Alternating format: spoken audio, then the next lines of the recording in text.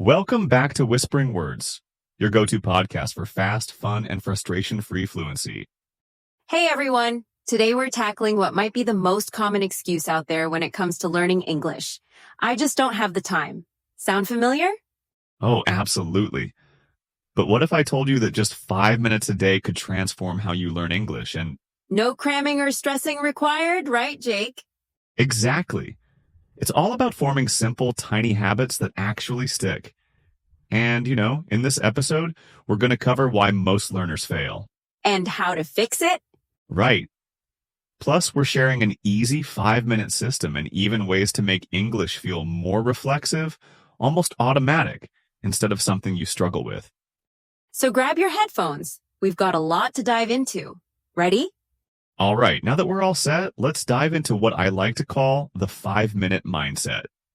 It's about swapping those long, exhausting study sessions for tiny daily habits.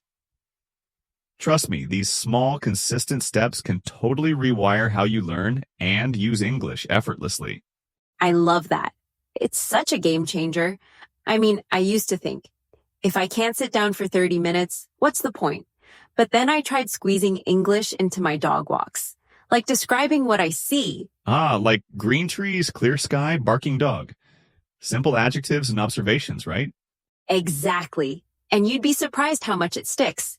Honestly, it turned my daily routine into this built-in practice session without me even realizing it. Yeah, that's the beauty of it. It's not about being perfect or, memorizing a ton of vocabulary in one sitting. It's about forming habits that feel easy and actually fun. Totally. And celebrating those tiny wins along the way. Like, I remember the first time I spotted a phrase I'd been practicing on a billboard, and it just clicked. Best feeling ever. It really is. I had a friend who started doing these quick 5-minute voice recordings every day. Just him ranting about traffic, cooking, work. And little by little, his fluency improved in ways he didn't even expect. I love that. Plus, it keeps it low pressure, right? There's no, oh no, I didn't study enough today. It's just built into your life. Exactly. And that's why this mindset works. It's consistent, it's manageable, and it doesn't feel like a chore. Oh, and speaking of keeping it manageable, here's a trick I absolutely swear by: trigger stacking.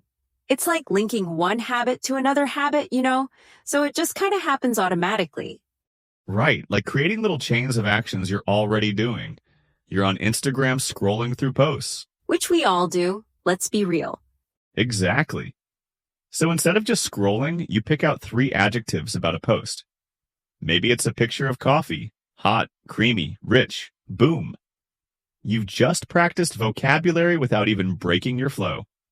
And it's fun, honestly. Like, I tried this with songs on my playlist, just saying things like upbeat, nostalgic, catchy, and it made me notice the details more. Plus, I felt super productive. It's all about repurposing, right? Taking moments that already exist in your day and stacking in a little English. Another great one? Labeling your environment, like putting sticky notes in English on your fridge, milk, eggs, butter. Oh, I love that. And you don't even realize you're absorbing the words. But next time you're at the store, you're like, oh, I know this. It's right on my fridge. Exactly. And it works because you're seeing the word all the time, in context. It's immersive, but it doesn't feel like you're cramming or memorizing. Totally. And it's the repetition that builds momentum, right? You start with one word, then maybe it's 3, and suddenly you're spotting them everywhere. Menus, receipts, random ads on your commute. That's the key. Momentum. Once you build it, you won't want to stop. And it's not about being perfect. It's about letting the language become part of your routine, naturally. I remember when I first learned the word stack. It was everywhere. Articles, podcasts.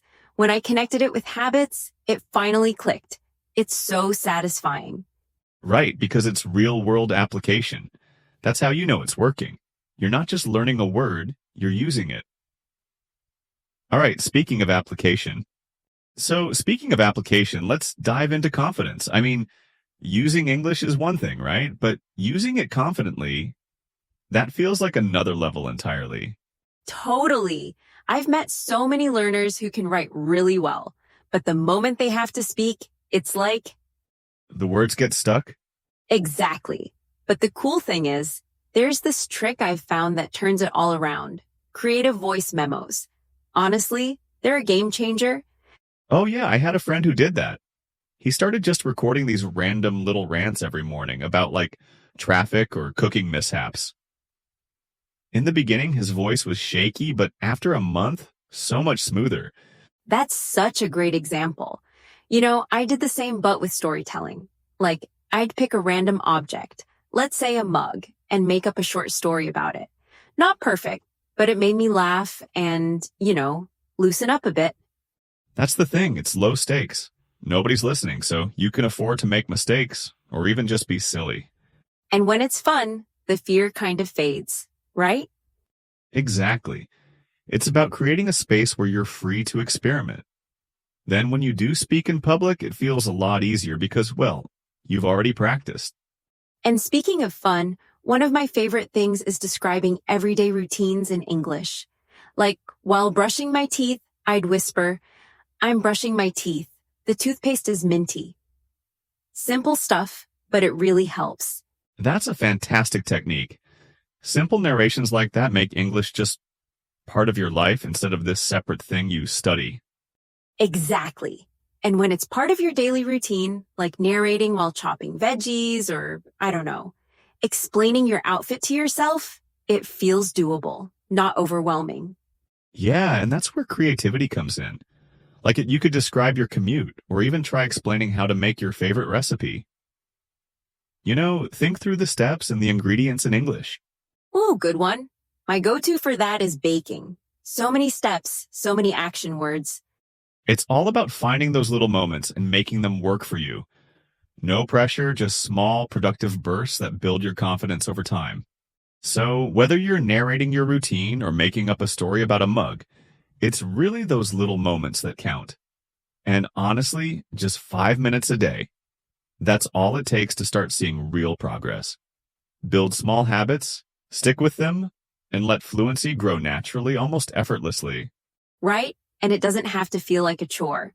Whether it's labeling your fridge, narrating your morning routine, or even just stacking little moments of practice onto something you're already doing. Exactly. And remember, fluency isn't perfection. It's progress. Those tiny wins that build momentum over time. You know what? I kind of love the idea of celebrating those silly, small wins. Like noticing a word at the grocery store or finally using that adjective you've been practicing. Absolutely. Learning a language should feel rewarding, not overwhelming. Every word, every phrase, it all adds up. And here's the thing. Don't overthink it. Just try one tip from today. Pick something simple, a little habit, and see what happens. Right, because the hardest part isn't starting. It's staying consistent. But when it's just 5 minutes, there's really no excuse. Exactly. And if you've made it this far, you're already doing something right. So go try it out. And hey, let us know how it goes. You can share your progress or tips with us on social media. We'd love to hear from you. And celebrate with you. Seriously, tag us English Unlocked.